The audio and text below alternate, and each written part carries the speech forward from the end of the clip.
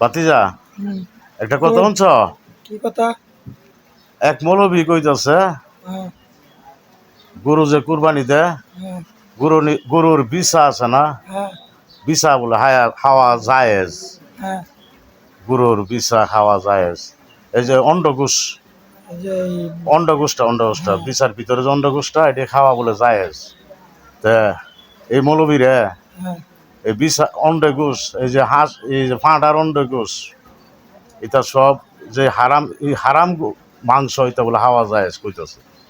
এই মৌলবী দায় তারে না, মৌলবী যদি এই অন্ডকোষ ছাড়া গরুর গুস্ত তার লাগে আরাম হইব, এই অন্ডকোষ খাদ্য, বুঝতে পারতি যা।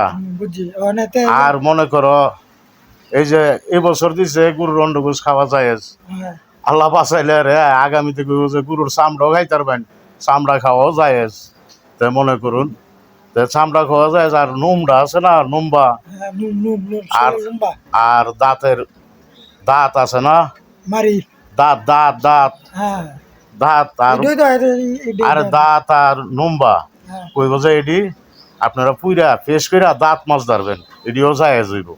এই ফতুয়া আগামী বছর দিতে পারবো যে এই মৌলবী কইতারে যে গরুর অন্ডকোষ খাওয়া হালাল আছে, খাইতারলে খান, খাইতারলে হালাল, না খাইতারলে নাও খাইতে পারেন, আপনার মনে চাইলে খাইতারেন, হালাল জায়েজ।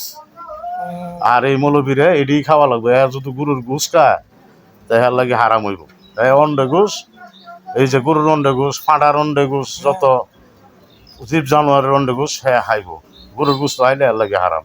এই যে মৌলবী এই ফতোয়াটা দিছে ভাতিজা, আমার আহমদুল্লাহ বলে,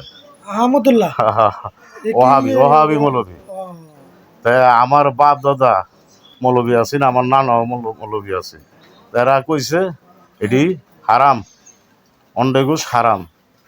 তা 7টা গরুর অংশের মেঝে জীবের অংশ 7টা জিনিস আছে হারাম, এটি খাওয়া যাবে না। তাই বলতেছে অন্ডকোষ হারাম। তা এটা তো আগামী বছর কইব যে চামড়াও খাইতে পারবেন, দাঁত আর নম্বা পুইরা দাঁত মাছ ধরবেন, গরুর দন্ত দিয়া দাঁত দিয়া দাঁত মাছ ধরবো। এটা আগামীতে মনে হালাল দিব, গরুর চামড়া আর দাঁত, বুঝতে পারতি যা। এলাকাতে সবই হালাল হয়ে যাবে, সব হালাল হইব।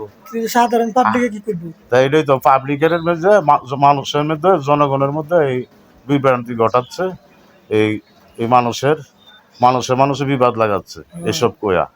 এটা মনে করো নতুন বলা যায়, ডাকে একটা কথা কোনা যে নতুন জ্বালাইছে গছর করে, এই চলছে বাংলাদেশে।